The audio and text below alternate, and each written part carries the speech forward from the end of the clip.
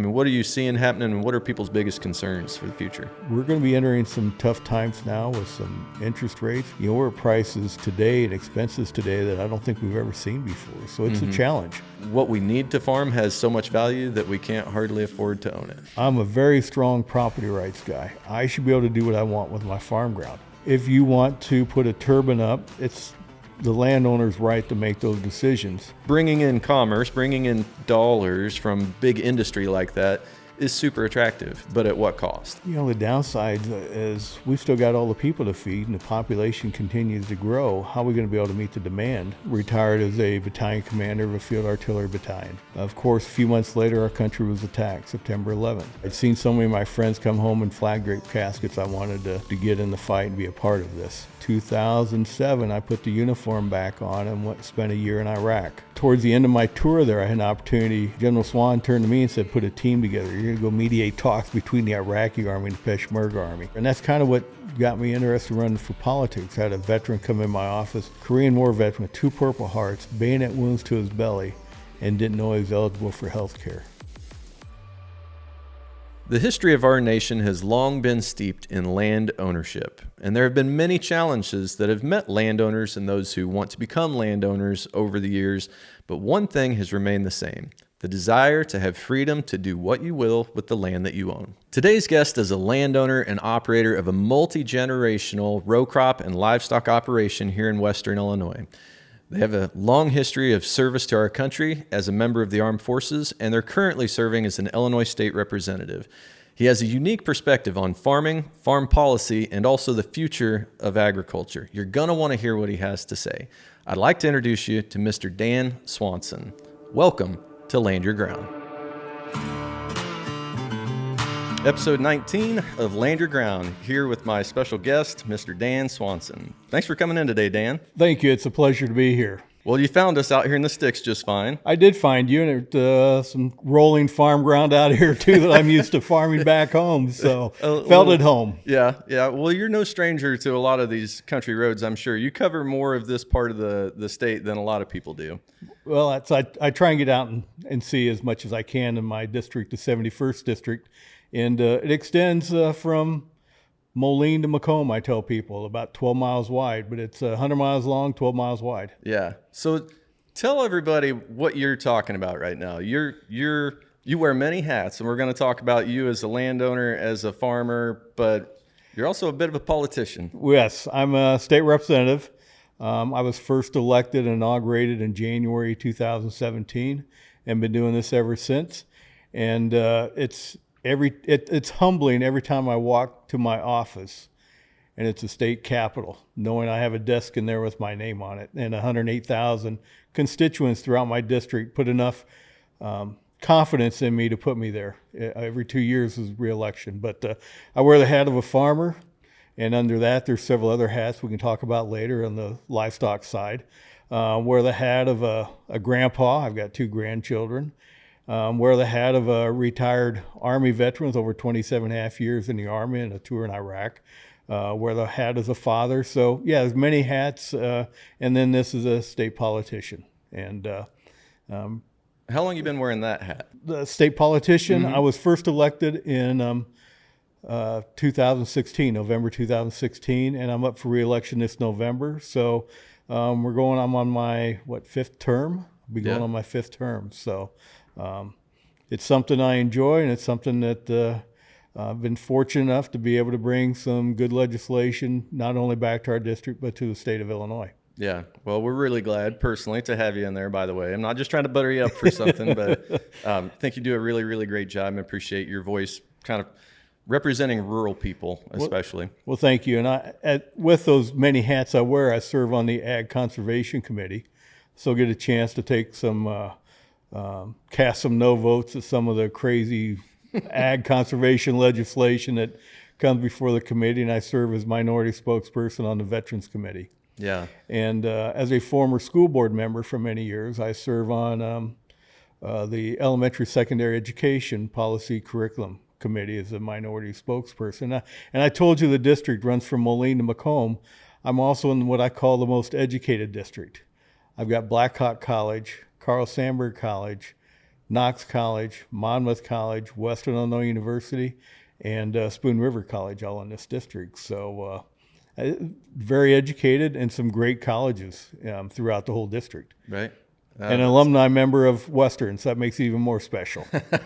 My wife is too, technically, I suppose. She went back and got her teaching certificate to teach agriculture from Western. Well, very good. Yeah. Good. We need ag teachers. Yes, we do. They're pretty special. Hers was very special. That's what inspired her to want to go back and do that, and just really impactful, kind of helped mold her, shape her career path and her interests and whatever, and was a great mentor to her, FFA advisor and ag teacher. Great. So.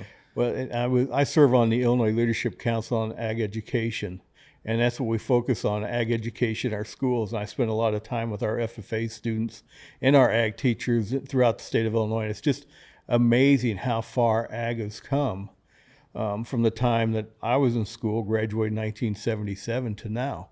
I spoke at the FFA day when we were in session in April, I guess it was, a room of about 250 students, FFA members. And I asked them, how many of you are directly involved in agriculture? And maybe 10% of the hands went up.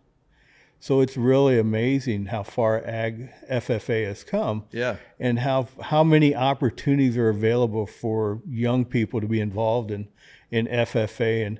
And maybe they're having a garden, maybe they're growing vegetables, whatever the case may be, but they're learning those leadership skills. Yeah. And they're learning those talents of what it takes to be in agriculture. One of our most recent guests, Matt Youngman, who helps organize the Farm Progress shows, he was talking about the future of the agricultural industry and how many careers, how many jobs there are in there, and that there's actually going to be fewer and fewer farmers every year because the average farm size grows. There's fewer actual producers, actual people out there doing it, but the opportunities in ag continue to grow. And it was kind of cool to hear him say that he's excited actually about the future of agriculture for young people and how many jobs, how many different directions they can go with that, and maybe not be the one driving a tractor. Right. When I talk to kids, I tell them, and these aren't ag kids, these aren't farm kids, but when I talk to a school group, I tell them, we don't necessarily need the guy to plant the seed, but we need people who impact every part of that seed.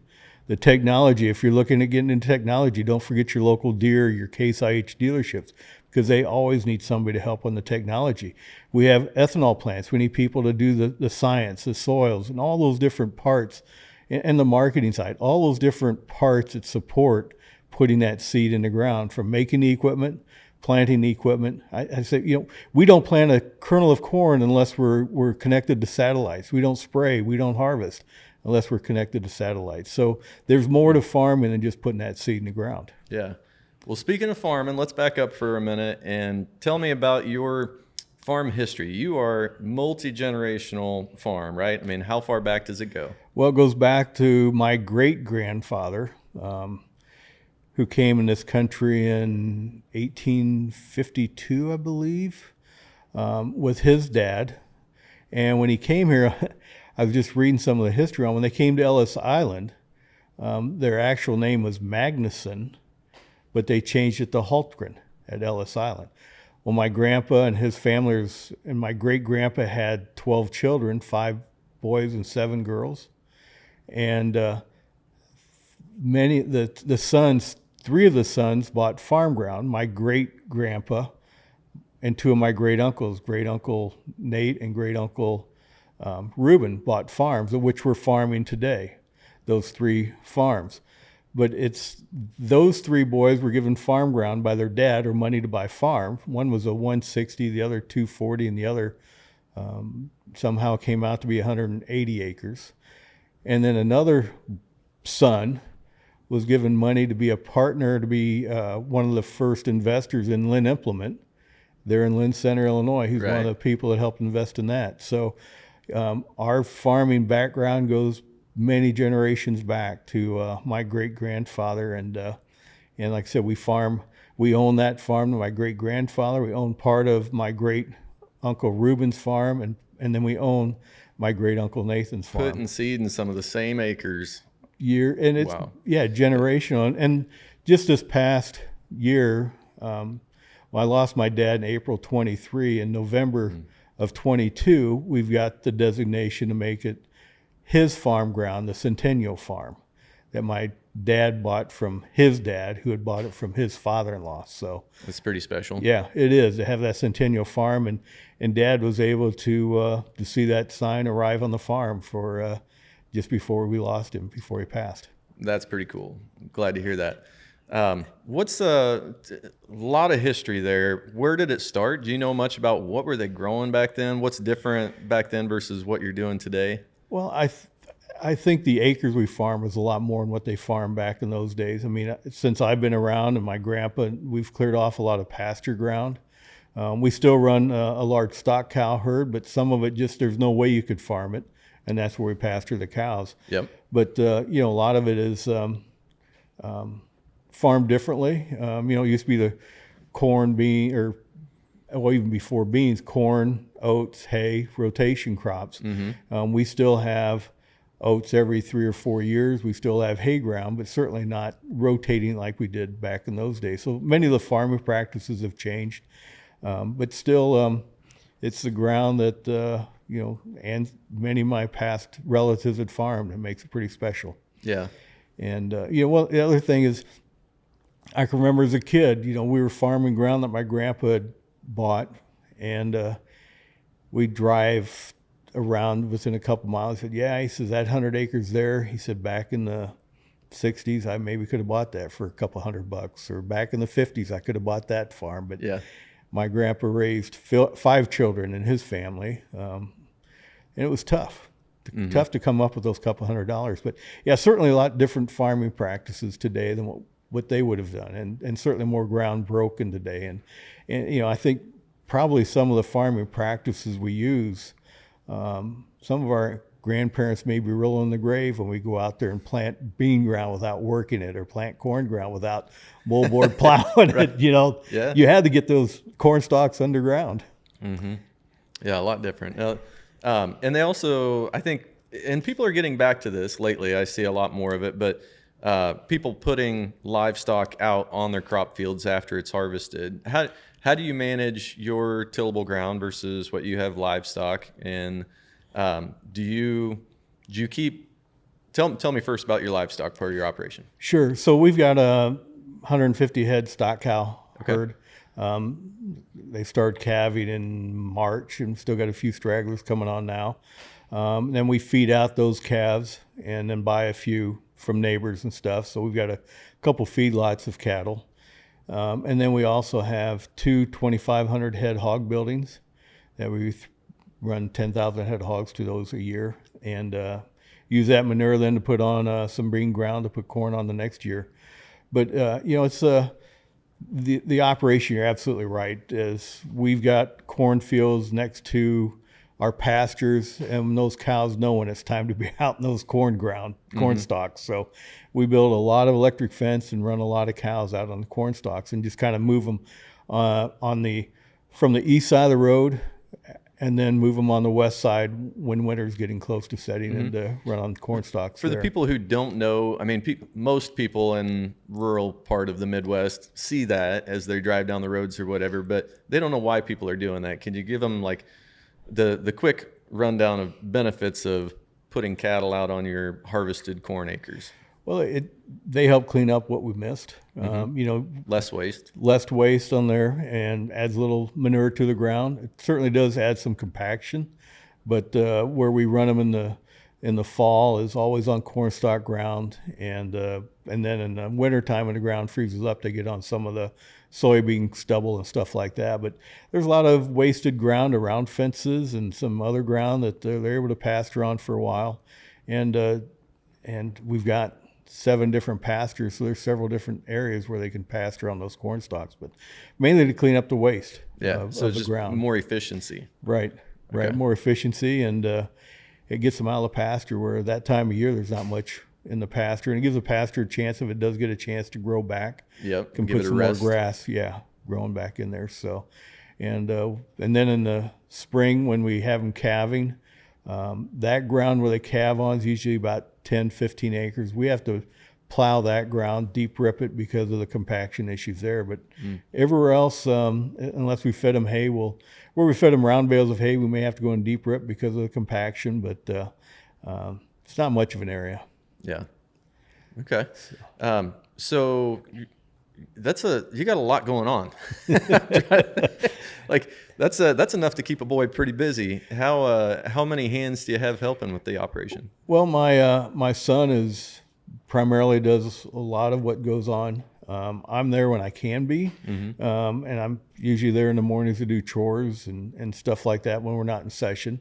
Help with field work and help with baling or help with wherever I can. As much as I can, as often I can. That's my rest and relaxation. Even when I was on active duty in the military, I'd take 2 weeks in the spring and 2 weeks in the fall when I was off distances and stuff, and come home and get regenerated.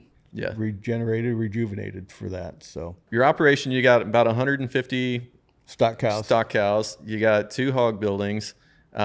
How are you guys managing? What do you do? What are the benefits then of your hog confinements to the rest of your row crop operation? What can you tell me about that? Well, I'll back up to when we made the decision to put up these buildings.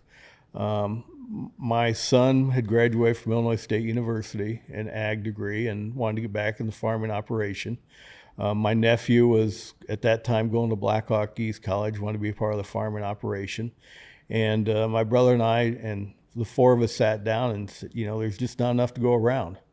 What can we do? So we built 2 hog buildings, and my son manages one, my nephew manages the other. At that time, those 2 buildings were $1.2 million. They've got about 1.2 million gallons of manure in them that we apply in the fall, and then also have to reapply some in the spring or apply some in the spring on some different ground. But it kept 2 boys on the farming operation.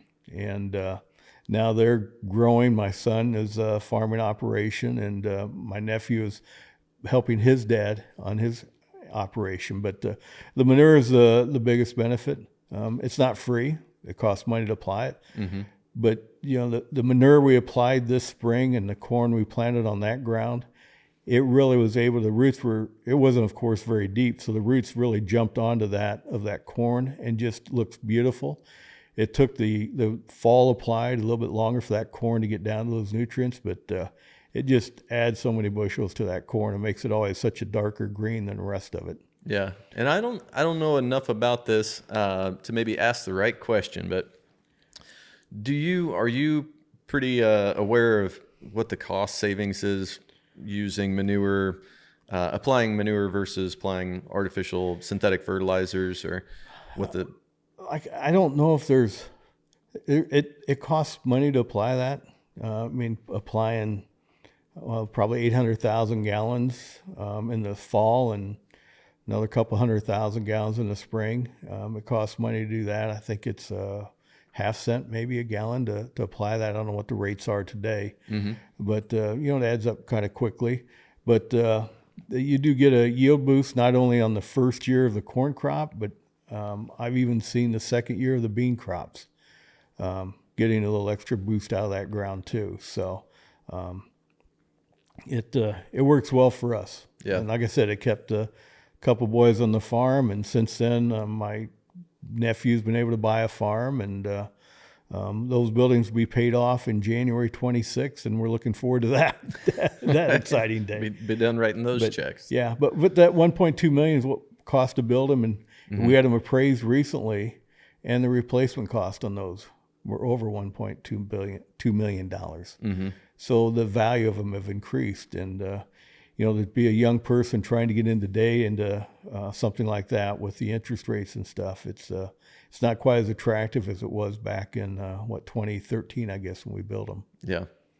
Yeah. So you're raising, you're producing a lot of hogs there on a pretty small footprint, and there's people who are kind of anti hog confinement, and some people generally are kind of anti feedlot for cattle and that sort of thing. And I think there's just a lot that they don't understand about it, but there's some strong arguments to be made that is the cleanest, best way, and in some cases the most ethical way to feed out and to raise livestock to produce what we need. what do you hear from constituents in this area that are either like anti no hog confinement? Do you see the signs, you know? Well, in my business, I hear from everyone. Yeah, I bet. We have the anti solar, we have the anti turbines, we have the anti hogs, we have the anti crop dust, we have the anti this, and it's those, many of those people believe that all they have to do is go to the grocery store to get their food. Mm-hmm. They forget where it comes from, and that's something else I try to do is remind people of where their food is coming from. It's not coming from the grocery store, but you know we have those anti people, mm-hmm. and when a couple of years ago neighbors built some farms, and I got a lot of phone calls, but we in Illinois are fortunate to have the Livestock Facilities Management Act that really sets the standards and sets the boundaries and helps protect our environment with those standards. We couldn't just go out and dig the hole to build the building. We had to have boring done to determine it was the right soil types. Once the building was constructed, the Illinois EPA came out to ensure that all the seals were sealed on the concrete where it connected and met. We had to put field tile around our buildings. So if they would start leaking, it would go on the field tile and we'd be able to capture it. Every 3 months, we have to take we have to look to ensure no waste is coming out of that tile where it dumps in the stream. So mm-hmm. a lot of protections there. And with our cattle, it's not, we clean out the feedlots very often and put that out on the field. And to get it out because the fields usually put it in some corn stalks or something like that, so it's protected. And the feedlots, like I said, we clean them up quite regularly so we don't have the waste flowing off those feedlots into open streams or open creeks. So very cognizant of being environmental protectors ourselves. Yeah, I think there's a lot of the uneducated public, we'll just say, that likes to throw stones at farmers as if they weren't very careful land stewards. And I think the ones that I know are extremely cognizant of the environment, and they do everything they can to try to take care of it. So just like any other business, you know, John Deere can't go throw wrenchings in their equipment making their John Deere combines because that damages their profits. Right. If they do something that's not right. Well, same with us. If we do something to destroy our ground, we have nothing to produce our crops for the next year. So we have to protect our soils. We have to protect our environment for our operations to thrive. And yeah.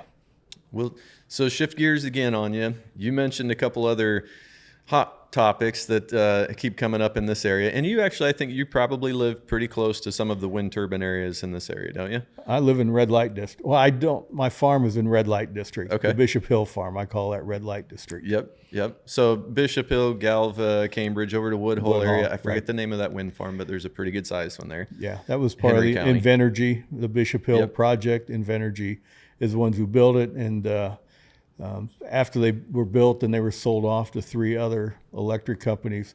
And I know the one closest to us, we've got 3 turbines on farm ground that we farm.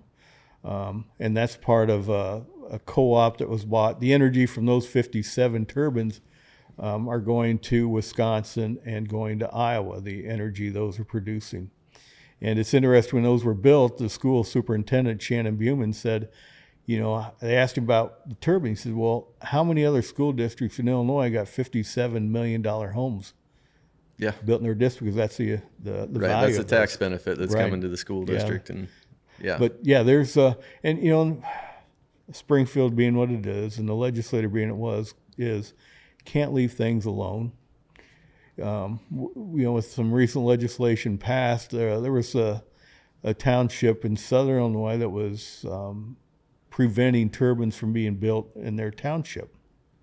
So the solution to that was the legislators passed legislation taking the authority away from the townships, the authority away from the counties, and giving all the authority to site the solar farms and wind turbines back to the state of Illinois. At the large level. Now at the farmer level, when our landlords made the decisions to put them on their farm, we were given the opportunity to say, not where you want them, but how do we build the road network out to of them? Mm-hmm. Instead of going through the middle of our farm, they were able to build a road along a fence line, which is now nice for us to get the semis out for corn, nice Right. to get the semis out for to tend to the sprayer and the seed and stuff like that. But yeah, there's lovers and haters of those too. For sure. So which side of the fence would you say you fall on? So Not to pin you down on it. no, but no, As that's as a landowner, let's say first. so let's look at the lovers and haters of that on the landowner side. Yeah, I'm a strong eminent domain guy. I'm a very strong property rights guy. I should be able to do what I want with my farm ground. And with that in mind, then, if you want to put a turbine up and make $8,000, $10,000, $12,000, $20,000 per turbine, you should have that right. My frustration comes in when we look at a wind turbine. The ones on our farm put out 2.5 megawatts of energy. Well, it takes 50 acres of solar panels to equal that same amount of energy. It's 20 acres per kilowatt. At least that's what it was a few years ago. And that's where the frustration comes in when I see these huge farms of solar panels and knowing that there's not much energy coming out of that huge farm of solar panels. That's my frustrating part. The other frustrating part is we talk about ag production, is if we're going to put these solar panels up, there should be a classification for that in the conservation acres or something like that to take it out of the production side. Because as a producer, we're being penalized for those hundreds of farm ground that's still used by USDA when figuring out acres of corn or acres of beans within the state of Illinois. Gosh, I would think if you put it under a solar lease for 25 years and put 100 acres of farmland into a solar farm, I don't know how that qualifies as FSA tillable anymore. Exactly. Exactly. And it's counting against us as reported acres. Now, I've said all along we should put goats or something out there at least to let them pasture, but still let's keep it out of the ag production side of the numbers reported to our counties and stuff. I recently drove by the new solar farms that are down there just on the southwest side of Monmouth, Warren County, and noticed that there's a lot of color. There's a lot of pollinators that were planted in the outside rows and stuff, and in the native, let's call it seating in between the rows of panels, and it's got a real feel good environmental green vibe to it. Like, oh, there's probably all kinds of butterflies and diversity in there, and then I went around the on-ramp, and at first a part of me was like, hey, cool, at least maybe they did one thing right there. And then as I circled around the on-ramp and elevated a little bit more, and I could see it was just the outside rows that they did that with. Now, maybe the rest of it just hadn't germinated. I'm sure it will. Yet. Sure, maybe it will. But I kind of shook my head a little bit like, maybe that's just for the general public to drive by and feel good about it. Well, I don't know. And I said it's the landowner's right to make those decisions. If you drive to Springfield, I mean, I get down there quite often. Huge solar farms built along 55 heading south, just north of Springfield, 15 miles or so. But the year before they built those, maybe 2 years before they built that farmer had pattern tiled that whole field. And then within a couple of years now, these solar farms panels have gone on that same acreage. Yeah. I guess he quit worrying about the return on his tile investment when somebody started talking solar dollars to him. Exactly. And there again, like I said, it's just, so I was serving on the Henry County zoning board when these really became a hot topic, primarily the turbines. And, it was tough decisions, and there were some heated debates between some of the farmers on the county zoning board and some of the non-farmers on the county board. And, those have since then, this has been many years ago, I think they continue to grow and grow and grow as we see more owners making that consideration of what should I do? What are the downsides? The downsides is we've still got all the people to feed and the population continues to grow. How are we going to be able to meet the demand? Sure, South America is producing more land every day, it seems. But here in the U.S., we've got to worry about our own people in the U.S. It does take a lot of ground out of production every year. And we don't know what the environment, we build these turbines, but we don't have a way to dispose of. I think we're finding ways to dispose of the blades now, but they're not exactly recyclable. No. And where are the products coming from? I understand most of the solar panels are coming from China. Is that really the best place to spend our money, is shipping it to China? So, I think that's some of the lovers and haters. Then we can talk all day about the government subsidies for these things. Yeah. And now that's at the large capacity. Now let's talk about me as a homeowner of installing a solar farm or solar panels for my house. Solar array. That's where I get a couple phone calls a month about, hey, I put up these solar panels on my house or on my property. I'm not getting the payments I thought I was supposed to. I've reached out to the company that installed my panels, and they're no longer in business. And that's very common. And there's a website called Illinois Shines that has a list of, I think 32 pages, horizontal written, 40 different businesses per page of solar companies in Illinois. If they're highlighted in orange, it means stay away. If they're highlighted in blue, it means questionable. But if it's a white printed name or white line, then it's okay. But I can tell you the colored lines are more frequent than the white lines. A lot of fly-by-night installers are exactly, selling these and making promises, and then not able to live up to the promise and walking away with some people's money. Yeah, and that brings up another topic on the solar arrays. I've heard this more and more often. Some solar companies that will sign 25, 30-year leases and include in the contract that at the end of the contract, they will remove all of the panels and restore the land back to its previous state. And that sounds all fine and good until that company signs the lease, executes, and puts the solar farm in place, and then 4 or 5 years later either goes bankrupt or sells the farm to somebody else, and the contract, they're going to be long gone in a lot of cases. That's what I'm hearing, and that's what people are hypothesizing. Yeah, they'll promise that they're going to do that because they know within 5 to 10 years they'll either be out of business or have made their money and go somewhere else, and it won't be their problem anymore to clean up. Well, the other simpler way of doing it is just don't pay taxes for 3 years. Let it go to tax sale. You make even more money when you do that. Right. Let it go to tax sale. Walk away from it 2 to 3 years before your lease is up, and walk away from it by not paying the taxes. And that's one of the things I've got legislation, or I'm working with another gentleman and trying to work through Farm Bureau is how do we prevent this from happening? How do we protect the farmers from these wind turbines the same way? If they quit paying, because each wind turbine has its own tax ID number, so each one is paid as its own entity. If year 17 or 18 they don't pay the property taxes, then a year 20, when they haven't been paid for 3 years, what happens? It goes to a property tax sale. So I believe there should be an escrow set up, just as we have for those removing them from the property. We should have an escrow set up where those taxes will be paid if they're not paid, so that we get payment those last 3 years.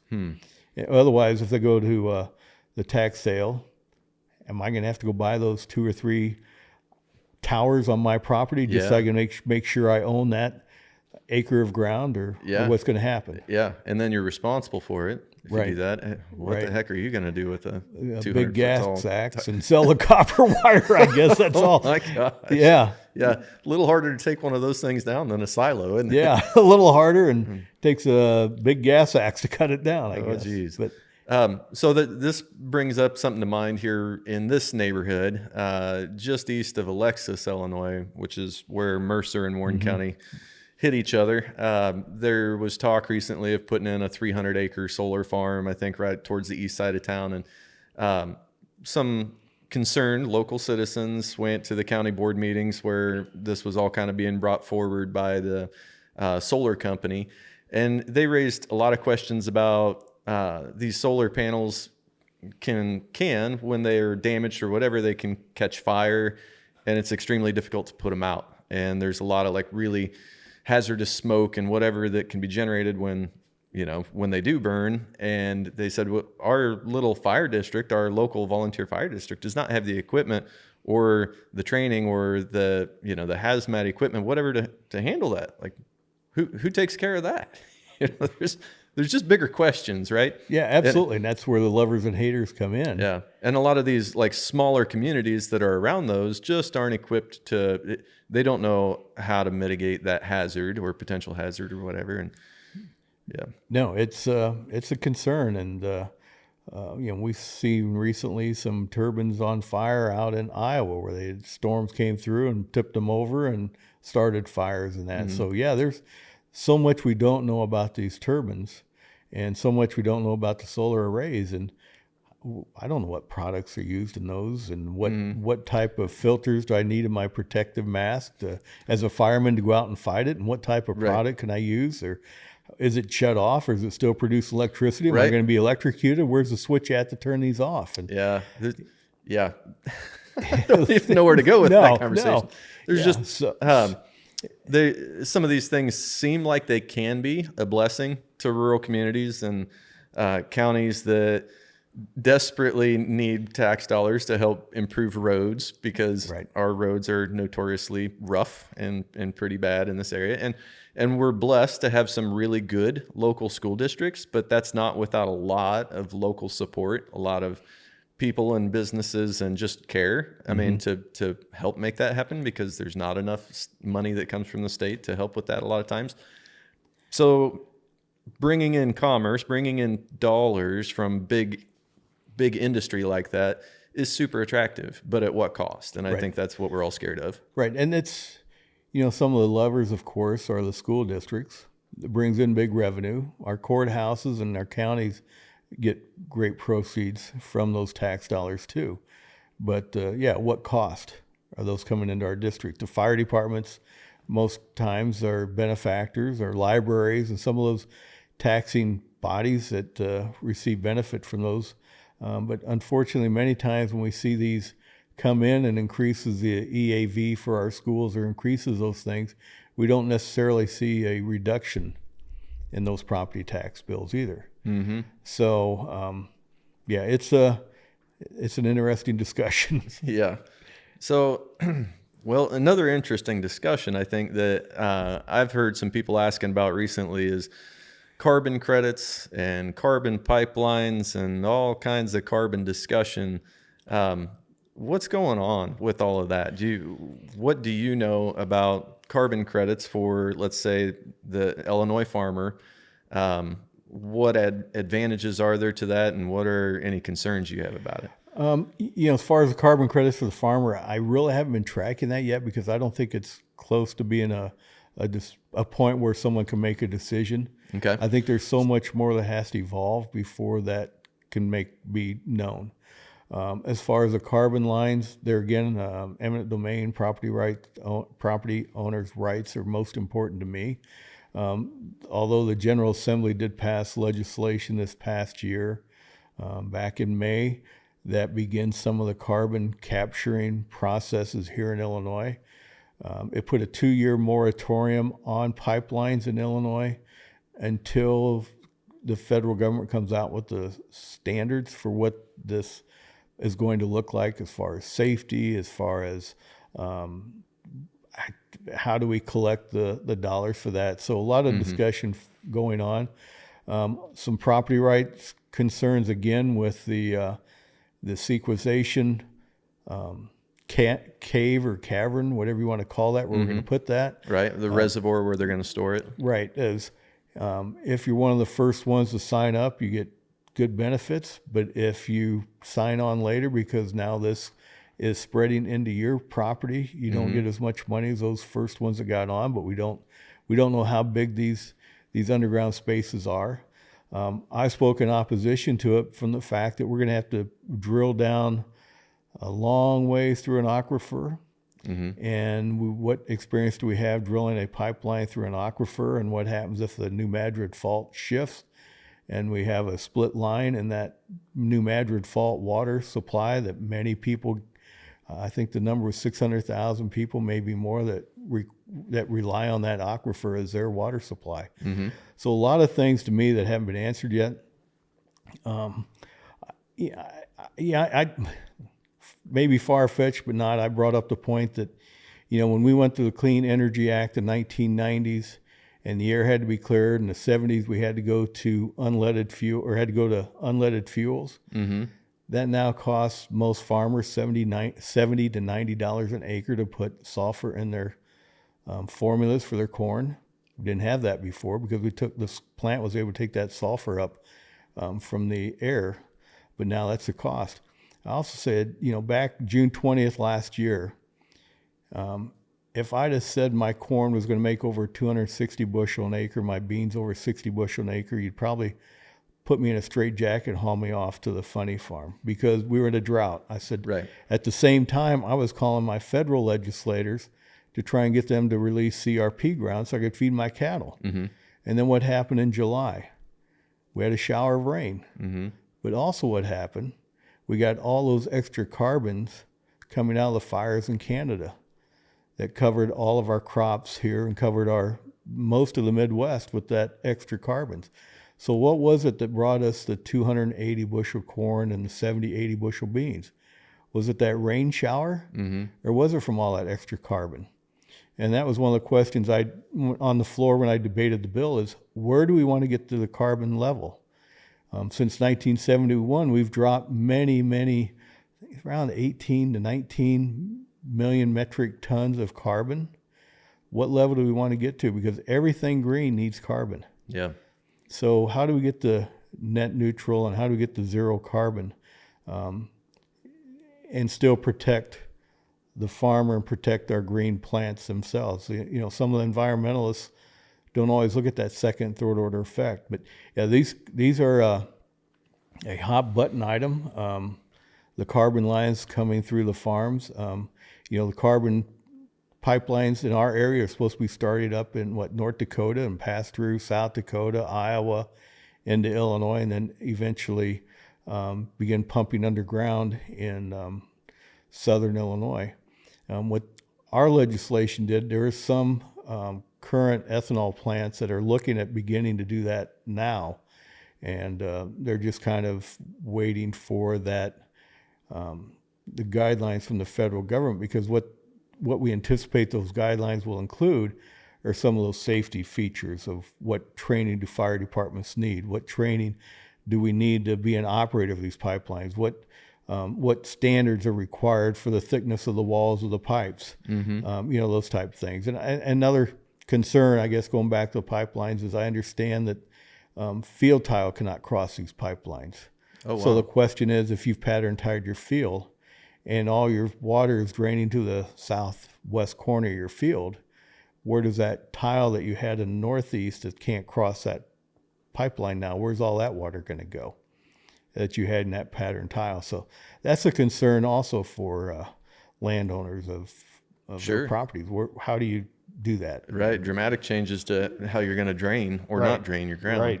Right. Because nothing can cross over. At least with the wind turbines, the wires that are all over the ground, all those cables and stuff, tiles aren't affected by that damage when they put the wire in. All has to be repaired, but that stuff goes pretty deep too, right? Let's shift gears for a minute. You mentioned your service to our country. Thank you again. I guess I hadn't said that here on microphone, but I've thanked you before for your service. But that's a long career that you spent in the military. Tell me about that for a little bit. So I graduated high school in May of 77, enlisted in the Illinois National Guard in August of 77. I know everybody's doing the math. I'll be 65 in July, so I'll just get it out there. But I was in 3 years in the Guard, and then had an opportunity to go on active duty with the National Guard, and served on active duty with the National Guard from March of 1980 till January 2001. Retired as a battalion commander of a field artillery battalion. right here close to, at Milan, Illinois, Lieutenant Colonel retired. Of course, a few months later, our country was attacked, September 11th. So I volunteered out of retirement in July 1st of 2007. I put the uniform back on and spent a year in Iraq. And my job there was to rebuild the Iraqi army so Americans could come home. An interesting opportunity, and to spend a year there. I'd seen so many of my friends come home in flag draped caskets. I wanted to get in the fight and be a part of this. Towards the end of my tour there, I had an opportunity, General Petraeus, General Dubik, and then General Swan.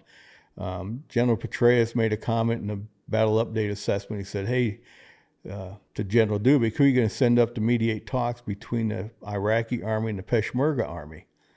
General Dubik turned to General Swan and said, General Swan, this is a 4-star to 3-star to 1-star. General Swan said, General Dubik said, General Swan, who are you sending up to Iraq, up to Kurdistan to mediate talks? General Swan turned to me and said, put a team together. You're going to go mediate talks between the Iraqi army and the Peshmerga army. I say that because there's they passed a resolution that said for the oil that had been stolen from Kurdistan before, we will now begin paying you for it if your army is willing to join the Iraqi army to be one country army. So I went up and mediated talks, and it was just beautiful. It was like the country up there was just like being out in Kansas. Great big, huge wheat fields, great big, huge silos where they store the wheat. I drove by a John Deere dealership with small John Deere equipment, had a 4420 combine and little like 3020 tractors and stuff. But it appeared like big fields, but a farmer would go out with his little 3020 tractor with a 7-foot drill as much wheat as they could in the morning, then go back, or disc it in the morning, then go drill it in the afternoon, and then do the same thing the next day because the wheat across the field was in so many different stages.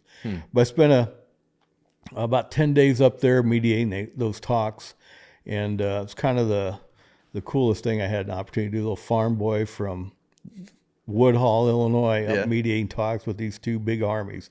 But put back in retirement again July 2008, and then got called up again April 2010, and spent 3 years at the Rock Island Arsenal, leading a team of military and civilian members as we transferred a mission from the Pentagon to Rock Island Arsenal to equip the Army using a computer-based program, which is being used today across the Army to move equipment all across the world, moving equipment to Poland, moving equipment to a lot of different places. And so I retired again. And once I retired there, I had 27 and a half years. I was asked to be the superintendent for the Henry County Veterans Assistance Commission, where I got to then work with veterans on a daily basis to help pay for groceries, help pay for rent, help pay for utility bills, and then we provided transportation for those veterans to go to Iowa City. 1 year we transport over 600 veterans to Iowa City from Henry County for their medical care. So, where did the funds for that come from? You say for the Henry County Veterans Assistance Commission, it came out of a levy for taxes from Henry County through people of Henry County. And I had a budget of $47,000. I'm going to bet that's one of the few taxes people don't mind paying. Yeah. And yeah. So here in Illinois, we spend $1 billion in non-Illinois residents, but we spend $237 million on our veterans. So yeah, but it was a great program. A lot of veterans got their care, and that's kind of what got me interested in running for politics. I had a veteran come in my office with 2 Purple Hearts, Korean War veteran with 2 Purple Hearts, bayonet wounds to his belly, and didn't know he was eligible for health care. Yeah. So within less than 30 minutes, I had him enrolled in his health care. In the next couple of days, he's heading to Iowa City for his care. But when I look at that now, it's part of my passion and part of my work as a legislator to make veterans more aware of what their benefits are. What made you want to go into the military? Was that something as a boy out on the farm that you just thought, I want to soldier someday? Or at what point did you feel that calling? So I was baling straw with a neighbor, Captain Harvey Carlson, next door neighbor, helping him bale straw one day. And latter part of July. He was a commander of a National Guard unit. I tried getting in the Air Force and looked at those different things. It didn't really try all that hard, but the National Guard, he took me over to Kewanee to the National Guard Armory, and I signed up within a couple of days. It provided a little extra income, and gosh, I look back to that day of baling straw. It might have been a hot day baling, but it sure paid off in my history or legacy, I guess. But, Yeah. when I was in high school, I wanted to play pro football. When I was in high school, I wanted to be a state policeman. When I graduated high school, I joined the military, and nobody, not much. Well, I had some uncles go to World War II and stuff, but nobody really encouraged me to do it. I just decided that's what I wanted to do. So it wasn't maybe initially just a sense of patriotism. It was like, I think I'll enjoy certain parts of this or whatever. And there was the financial aspect of it. Like, this will be, open some doors for me or whatever. At what point did it become something more than that or bigger than that, where like you didn't have to serve 27 and a half years. You don't do that unless there's a stronger commitment, patriotism. It was just always, I won't use the word fun, but always rewarding to be with other soldiers. And that's what it was all about. When I retired in January 2001, I missed my soldiers. Yeah. I missed that, putting a uniform on. I missed being a part of something bigger and better. Certainly wasn't about me. It was about the units I served with, certainly about the soldiers I served with and the officers I served with and the enlisted men and the NCOs. It was just, that was cool. That was what it was all about. Yeah. And being able to put the uniform on and go shoot guns, and put the uniform on and go shoot cannons and artillery pieces. I mean, it was just really an exciting time. And then September 11th happened. I think that's when the patriotism really stuck, because I was in after Vietnam, enlisted after Vietnam. Sure, there were several Grenada and Panama and several small conflicts that occurred. But it wasn't until our country was attacked that felt that, this is something we need to do. And it took me several years, from 2001 to 2007, before I finally had the right phone number to the right person to could help me out to get me back in the military, because I tried for quite some time. And in the meantime, I'd worked, I started in 2003, I guess it was, working at the Rock Island Arsenal in our emergency operations center, so I could read all these classified reports coming in and out of Iraq and Afghanistan. And that just said, I need to get in. I need to do this. Like that second string quarterback that the team goes to Super Bowl and you don't even get to play a second in the game. So I felt I need to get in. Yeah. Well, and I can understand your commitment to your brothers and sisters in arms, and the fellowshipped aspect of it. I can understand that's something that you would miss, but then to see them serving and to see them falling and feeling like I need to do more. Yeah.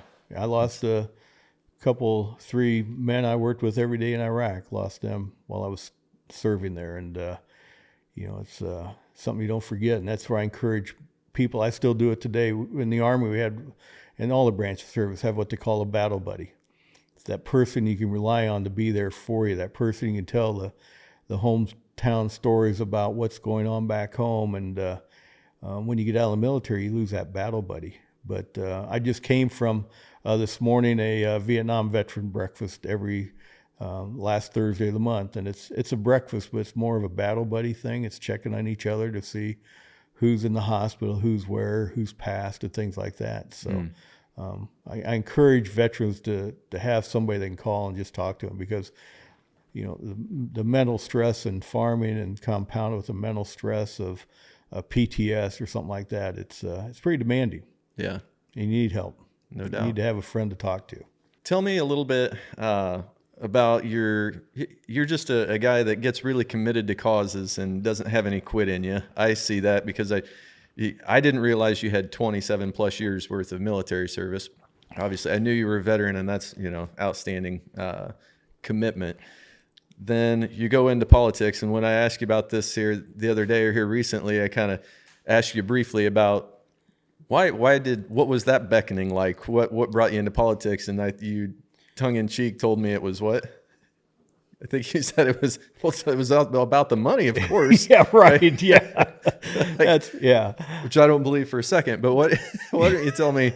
Where did that come from? Where I served my state I served my country, and I served on the local school board and served on a county board, and had always had an interest in politics, and just decided it was something to get into. My grandfather, on my mom's side, he was a page in 1921 for the Senate at the state capitol. And so there's always that's kind of cool to be into politics. Like I said, it's overwhelming to walk into the chamber and see a desk with your name on it and what goes with that name tag and responsibilities with it. But, some of the most kind of the legacy I think I've established so far is my work on Lyme disease with Jennifer Struble Russell there in Aledo, a mother whose passion was her daughter had Lyme disease, still has Lyme disease, and her daughter came to me and said, we need help. And since then, I've been a very strong proponent and very active in helping to help people with Lyme disease. The first piece of legislation Jen and I passed was to give doctors the ability to treat Lyme disease with antibiotics as prescribed by a doctor, not by the CDC standards, not by insurance standards, but as much as the doctor felt they needed. Right. Doctors were at risk of losing their license if they treated more than 24 or 25 days of antibiotics. And I don't know a lot about this, but what I understand is to be effective, it takes a really aggressive dosage and prolonged period of time, right? And that's why they were struggling with not being allowed to do it. Right, and doctors were losing their license because CDC said this is all you can prescribe. And it was like giving a 2 days worth of medicine to a 3 days worth of flu. It just was coming up short. And when you think of a child who has acne, they can get 4 to 6 months of it. Somebody with TB, I believe, could get 9 months, but we're only treating Lyme for just a short couple days. And so we passed legislation that said, state, you cannot pull a doctor's license if they are prescribing antibiotics as appropriate for treating this patient with Lyme disease. And we passed that.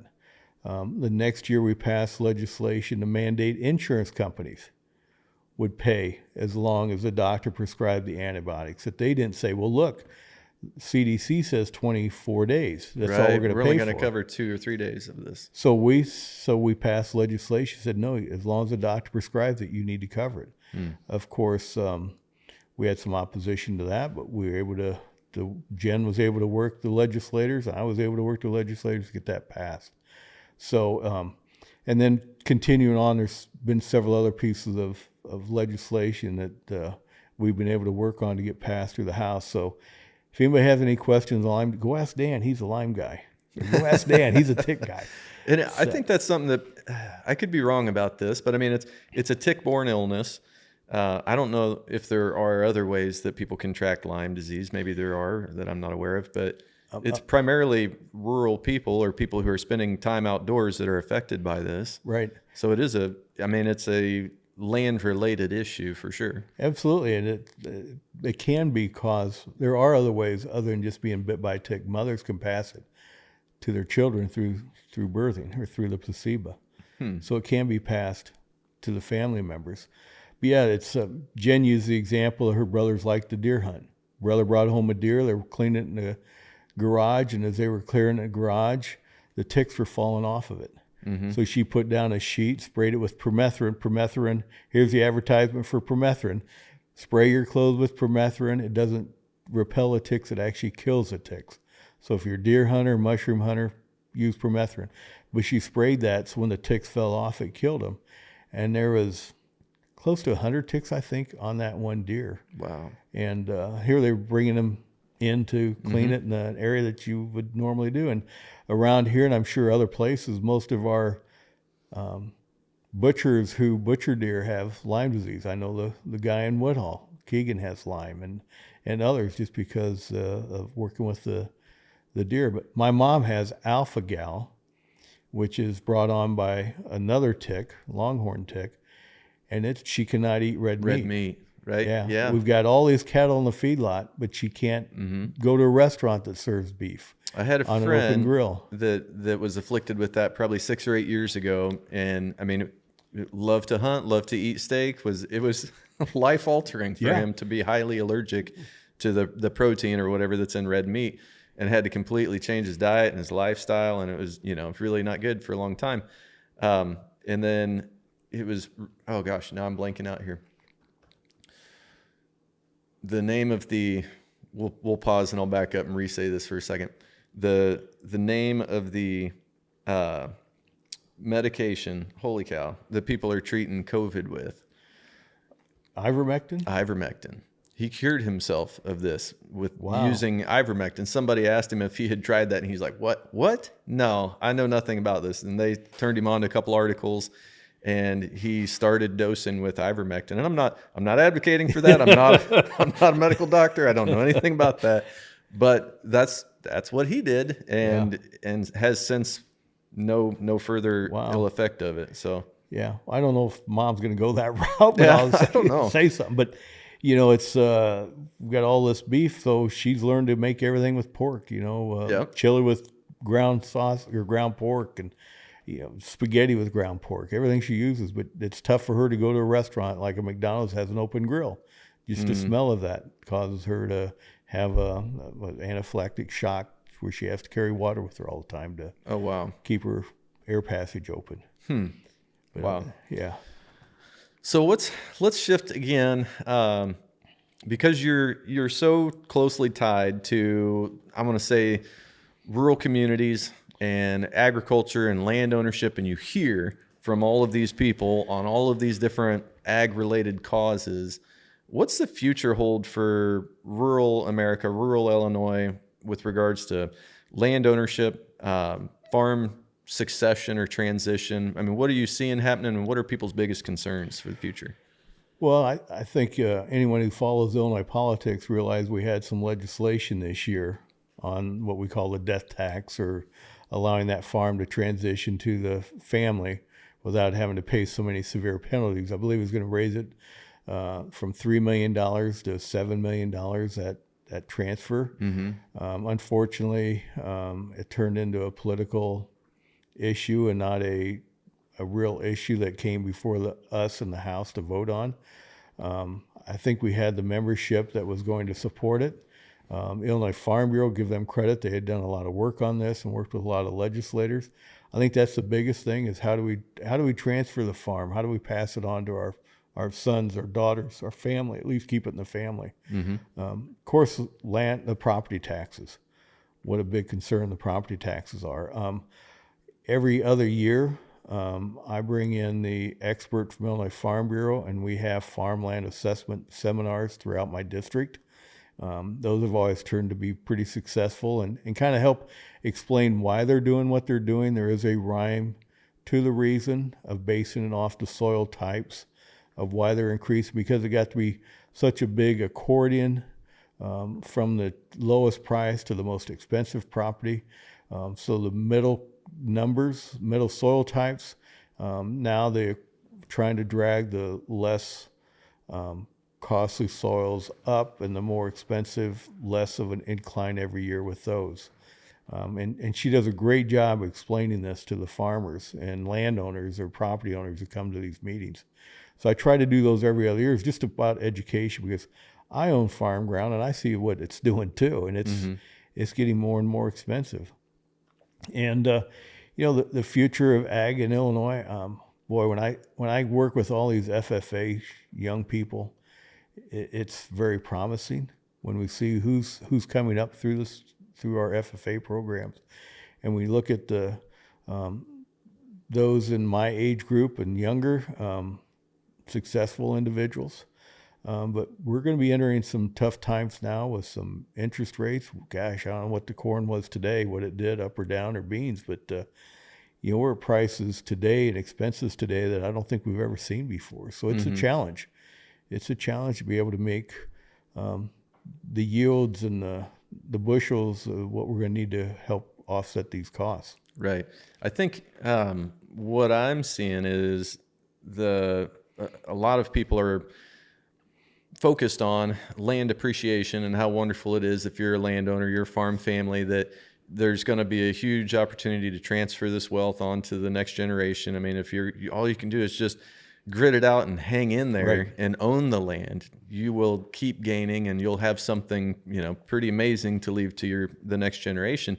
And that's great, except the land still has to be profitable, because it's kind of a blessing and a curse. The more valuable the land becomes, the harder it is for the next generation to hold on to it, because they'll inherit something that has so much value. But if there's little or no profitability in farming it, then its highest and best use is no longer farming, or at least not for them. Right. So they'll end up selling it to some bigger entity that can afford it and whatever. And so we keep losing farmers because it's harder to stay in the business, and the cost of commodities going up and the price of land going up just make it, there's less margin, and yet what we need to farm has so much value that we can't hardly afford to own it. Right. Right. And so I've got legislation I put together this year, tailored after what Iowa and Ohio have passed, that's going to help more young people get involved in farming. And not these are young individuals who maybe worked on a farm, want to get in farm, but have no farm background. They don't have a farm being transferred to them from the family. They're not going to inherit something. Right, but it's going to get them involved in farming with this legislation. There's a lot of, I shouldn't say a lot, but there are federal dollars available for young people to borrow to start getting into farming, buying equipment or whatever. What this legislation will do is help that landowner with a potential tax benefit if they rent this farm to a young person, farm and equipment, to give them a tax credit to do that, to try and bring somebody young off the farm into their operation. Like I said, Iowa and Ohio have this. I didn't dare introduce it and try to work it this year because of the other legislation we talked about, the tax legislation already. So I'm looking at probably doing this next year or the following year to try and get some interest behind this to help us bring some non-farm blood into the pool, to help give that landowner, that farmer, an opportunity to take a tax credit to help somebody else into their operation or into that farm. That's pretty cool. I think a lot of people don't give a lot of thought, the general public doesn't give much thought to the importance of keeping family farms functioning and keeping them viable. And, we've talked in past episodes about losing young people to off-farm careers. And, some of its parents want their children to be, of course we all do, want them to be successful. And we want them to pursue their own, path that God set out for them. And they're not all going to be farmers. Right. But there are a lot of young people who want to be in agriculture, want to farm, want to raise livestock. And it's just harder and harder and harder for them to find that opportunity to get a door to open for them or whatever. And that's kind of part of our audience with Land Your Ground, is people like that who are, we say, landowners and dreamers. Right. So we're looking to shine a light on opportunities like that for young people who are trying to, get their first piece of ground bought. They're maybe renting something or whatever. They've got the dream, they've got the desire, they have maybe the knowledge and the drive behind them, but it's not an easy thing to tackle these days. And for those who like the outdoors, farming's the place to be. You're going to spend plenty of days in the sunshine, right? Plenty of days in the mud too. It's 2 years ago, maybe 3 years ago, we were baling the last cutting of hay. We square bale, and I posted on Facebook. I was loading the rack. My nephew was driving a tractor, and then you rotate every other load. So I had him take a picture of me loading. 'Cause I do work. I have calluses. So he took a picture, and I posted it on Facebook. And a bunch of people commented, "Oh, wow, that's cool. I remember doing that as a kid. Let me know the next time you do that, and I'll have my kids come out and help." So the next year, I posted a picture on Facebook, hooked up to the baler, hooked up to the hay racks out in the field, hay's all windrowed, ready to bale. Said, "All right, who wants to come out?" Yeah, send help. Nobody showed up, of course. all talk. Yeah, Let's put it all that way. talk. No, there's a lot of nostalgia about it. I think about things like that too. Baled a ton of hay as a kid. Oh boy. And tore off a ton of shingled roofs and I look back on it kind of fondly, but you'd have to, I mean, it'd take a lot to motivate me to get up on a roof these days to want to tear off shingles. Well, But it's still fun memories. yeah, I remember walking bean fields and pulling milkweeds. Yeah. You can't do that today. No. Those milkweeds are too valuable. They're More valuable than the beans. Right. But, yeah. So, yeah, times have changed in that respect too. Yeah. Well, Dan, I really have enjoyed having you on. It's fun getting to know you a little bit better and hearing about your family farm. I think you said you're on 5 generations 5. now. And I've got a grandson. If he joins us, will be 6. So That's really cool. Well, Yeah. we hope God continues to bless that operation. Hope that, the interest is still there for the next couple of generations after that. And I hope that all the work you're doing for our state and for your constituents is going to help ensure that opportunity is there for them. So, well, thank you. And thank you for your service again. Really appreciate your commitment to our country, and your message of patriotism and what you're doing for veterans now is just really, really cool. And we appreciate that. Well, and I think it's also important here. We're 4th of July, 2024. We're 2 years away from the big 250th birthday of a country that's as great as this. And, every 4th of July, when you see the flags going down the parade route, take time, stand up, put your hand over your heart, and recognize those men and women carrying those flags are representing people who are serving in far distant countries today, willing to sacrifice their life for you and I. Amen. And that's, I encourage veterans to join these organizations, the VFWs, American Legion, because they are great organizations and that carry on the traditions and carry on the flag for our parades. So take time. The 4th of July isn't just a shopping day. It's a day to wrap your arm around your family, show them some love, but also show your patriotism to this great country. Thank you for sharing that. Any last minute message, anything you want to say to our audience? Or I just appreciate you doing this, Chase. This is great. The opportunity to come here and speak, it's opening up a whole new group that have a better understanding of how we see agriculture. I hope I brought a different perspective of, I hope everyone realizes I'm a big proponent of FFA. I think it's a great organization. In 1948, my dad signed the FFA charter at the Iowa schools. Really? 1948. So it's been in our family a long time, the FFA tradition. So Yep. To those who are involved in agriculture, thank you for that. Be safe as we come up on the harvest season.